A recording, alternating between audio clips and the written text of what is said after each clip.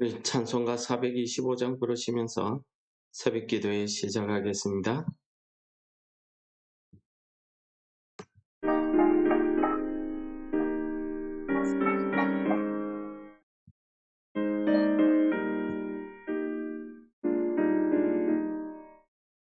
주님의 뜻을 이루소서. 고요한 중에 기다리니 지능과 같은 날 빚으소.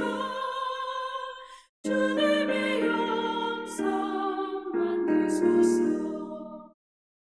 주님의 뜻을 이루소서. 주님 발 앞에 엎드리니 나의 맘속을 살피시사 눈보다 이게 하옵소서.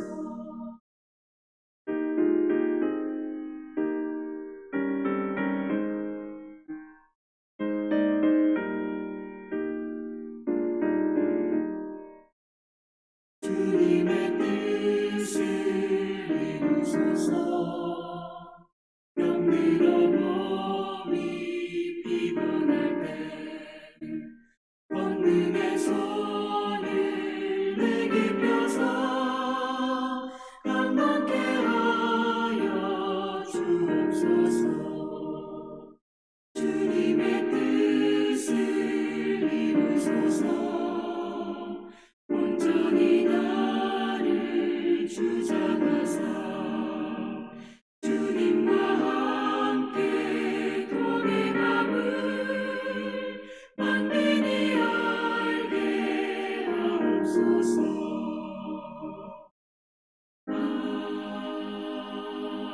아멘.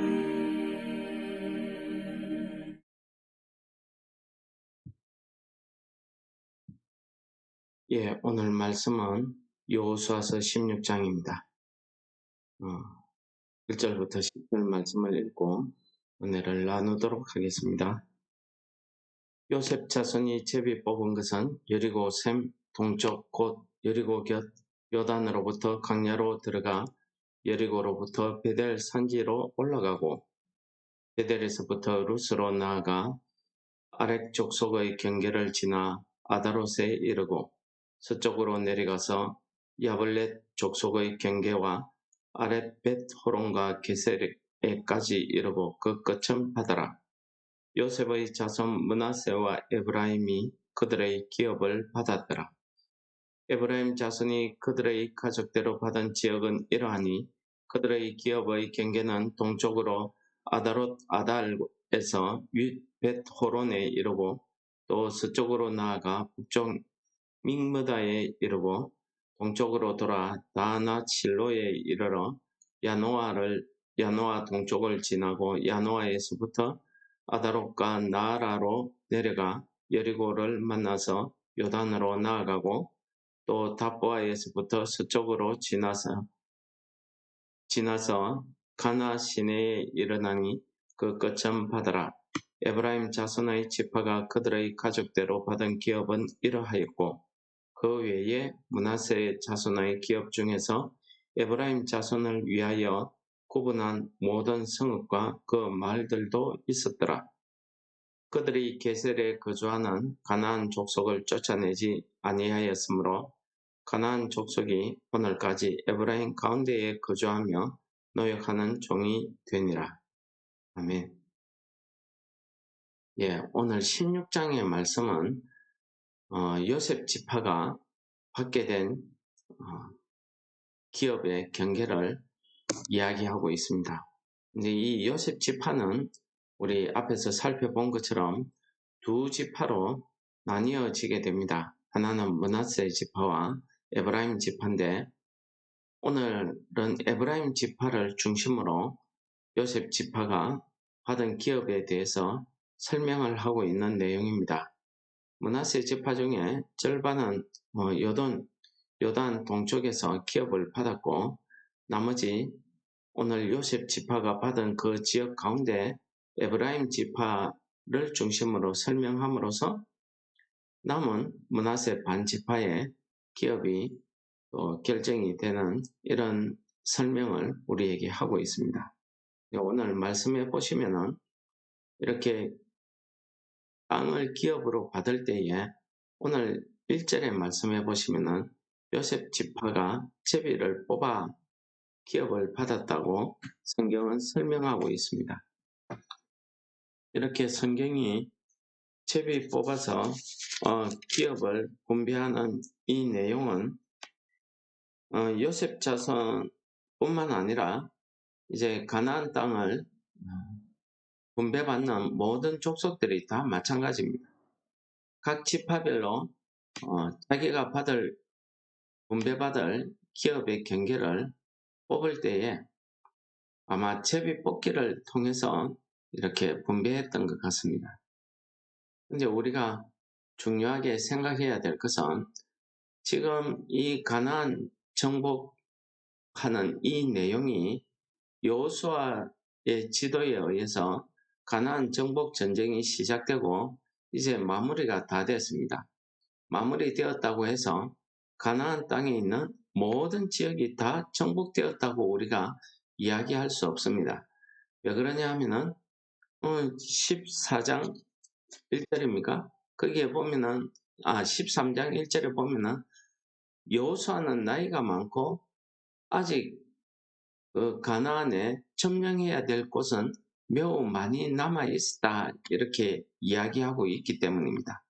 그렇다고 하면은 이스라엘 백성들이 이때 각 지파를 가나안 땅을 분배할 때에 각 지파별로 분배할 때에는 누구는 어느 지파는 사람 수도 많고 힘도 강하니까 제일 어려운 데 가고 어느 지파는 사람 수도 적고 약하니까 제일 이미 점령해 놓은 곳에 가고 이렇게 하지 않았다는 거지.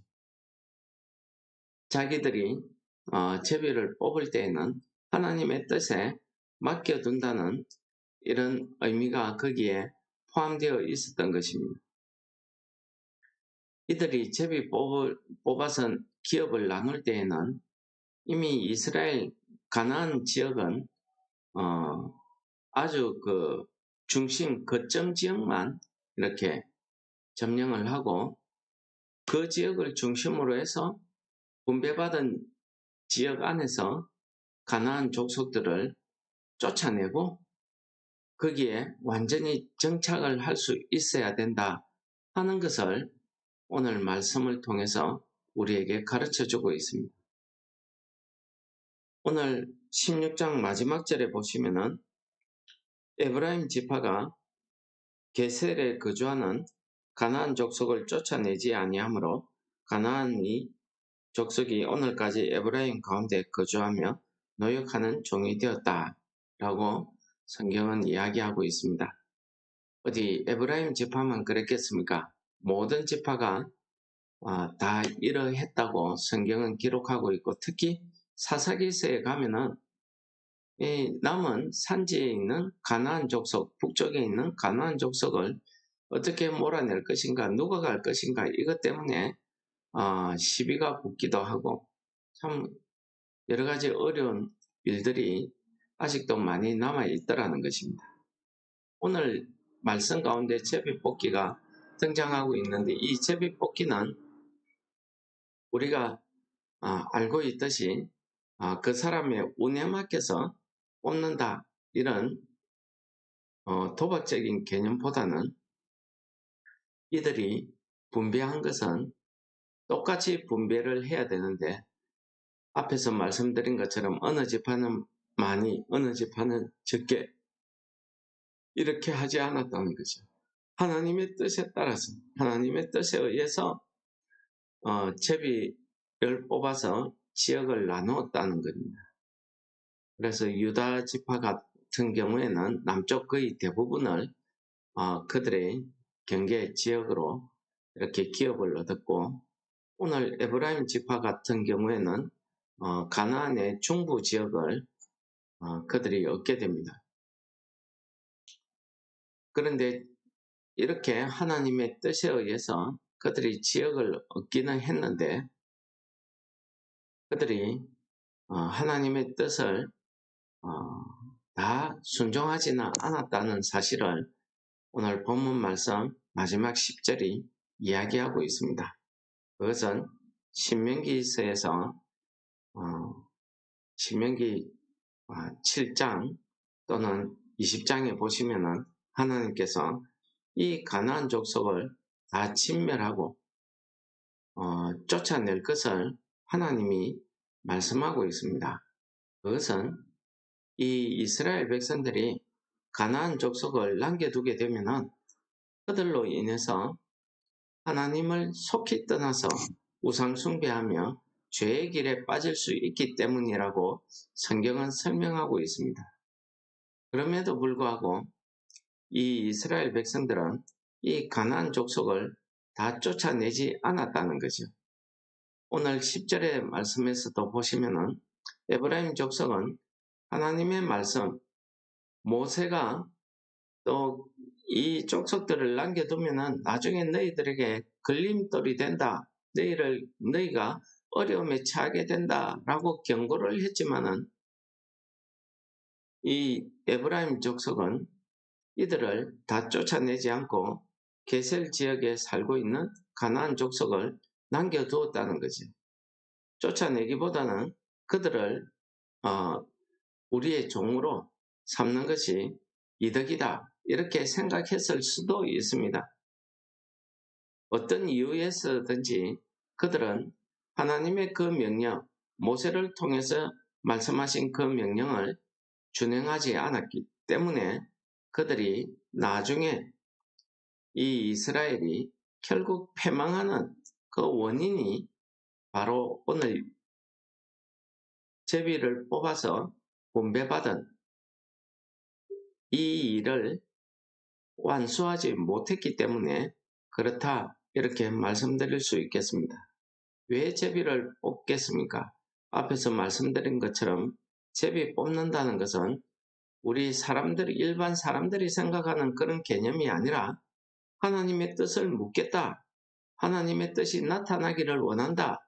이런 뜻에서 뽑았습니다. 그럼에도 불구하고 하나님의 뜻을 순종하기보다는 그냥 자신의 이익, 자신의 안일함을 택했다는 거지. 그것이 시간이 지나면서 결국 이스라엘이 패망하게 되는 그런 원인이 되었다 하는 사실을 오늘 우리가 본문 말씀에서 찾아볼 수 있겠습니다.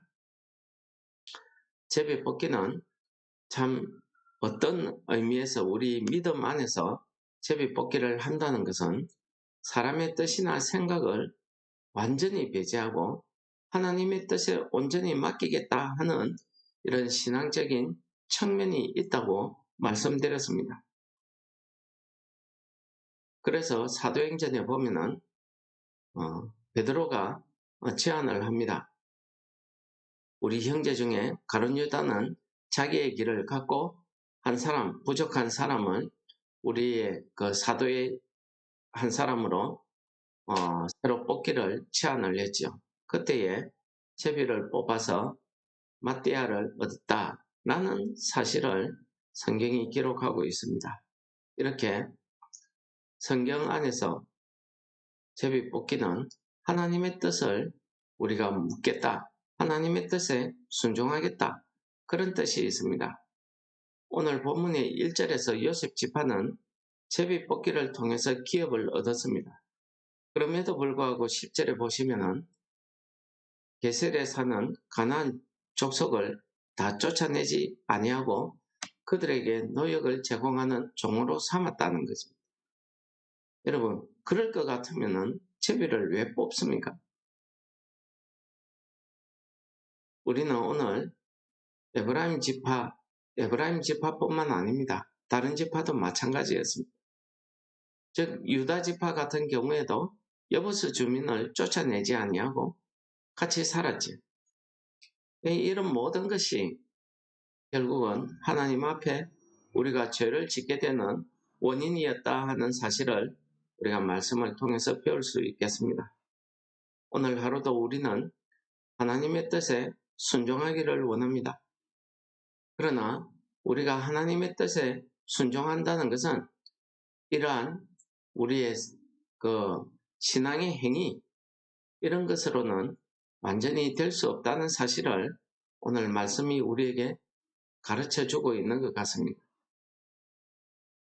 제비 뽑기가 하나님의 뜻에 순종하겠다는 그런 의미였으나 우리가 하나님의 뜻을 눈앞에 두고는 우리의 안위라, 우리의 편안함, 경제적인 이득, 나의 유익을 먼저 생각하다 보면은 우리는 하나님의 뜻을 알고 나서도 하나님 뜻에 올바로 순종하지 못하는 우리의 믿음을 발견할 수 있다는 사실을 우리에게 가르쳐 주시는 것입니다. 오늘날도 마찬가지입니다. 하나님의 뜻이 이 66권 성경의 말씀으로 우리에게 주어졌으나 우리는 이 땅을 살아가면서 성경 말씀 가운데 자기가 좋아하는 성경 구절, 자기의 편의에 맞추어서 성경을 해석하고 자기의 이익에 맞추어서 성경 구절을 마음대로 읽더라는 것입니다. 그래서 오늘날 하나님의 말씀, 성경 말씀이라고 해서 우리가 다 들을 수는 없는 것입니다. 우리가 영적으로 깨어있지 아니하면은 우리가 하나님의 말씀을 통해서 사탄 마귀, 이단 이런 것들의 종이 될 수 있다는 사실을 여러분들이 잊지 마시기 바랍니다. 하나님의 말씀은 변개될 수 없고요. 내 사정, 내 형편에 따라서 이렇게 저렇게 적용하는 말씀이 아닙니다. 그러므로 하나님의 말씀은 일관되게 우리가 읽어야 되는 것이고 내 형편이 어떠함에 상관없이 하나님의 뜻은 정확하게 우리가 해석을 해서 그 말씀대로 지켜 살아야 된다는 것입니다. 이제 오늘날 우리 한국 교회의 설교 말씀들을 들어보면은 교회 형편이 어렵고 교회가 건축을 한다 이러면은 어디에서 말씀을 찾아내는지 그 말씀을 가지고 헌금을 강요하는 이런 일들이 심심치 않게 벌어지고 있는 것입니다. 하나님의 말씀을 절대로 사람의 뜻으로 해석해서는 안 된다는 사실을 오늘 말씀이 우리에게 가르쳐 주시는 것 같습니다. 우리에게 주어진 이 하나님의 말씀을 오늘도 우리가 지켜 행할 때에 나의 형편, 나의 생각보다는 말씀을 그대로 지켜 행할 수 있는 그런 믿음이 우리에게 필요하다는 것을 오늘 말씀이 우리에게 가르쳐 주십니다. 오늘도 주신 말씀을 우리가 붙들고 내가 하나님께서 내게 주신 말씀을 내가 어떻게 믿음으로 잘 순종하고 행할 것인지를 두고 하나님 아버지 앞에 기도하시는 성도 여러분들 되시기를 축원합니다. 하늘에 계신 우리 아버지여, 오늘도 우리에게 말씀을 허락하시고 또 이 말씀을 통해서 우리의 믿음을 되돌아보게 하심을 감사합니다. 이 고난 주간 동안에 하나님의 뜻이 예수 그리스도를 통해서 이루어진 것처럼 오늘도 주신 이 말씀이 나를 통해서 하나님의 뜻이 이루어지는 한날 되도록 성령 하나님 우리를 인도하여 주시옵소서. 예수님 이름으로 감사 기도 드립니다. 아멘. 하늘에 계신 우리 아버지여, 이름이 거룩히 여김을 받으시오며 나라의 임합시오며 뜻이 하늘에서 이루은 것 같이 땅에서도 이루어지이다. 오늘날 우리에게 일용할 양식을 주옵시고 우리가 우리에게 죄 지은 자를 사하여 준 것 같이 우리 죄를 사하여 주옵시고 우리를 시험에 들게 하지 마옵시고 다만 악에서 구하옵소서. 대개의 나라와 근세와 영광이 아버지께 영원히 있사옵나이다. 아멘.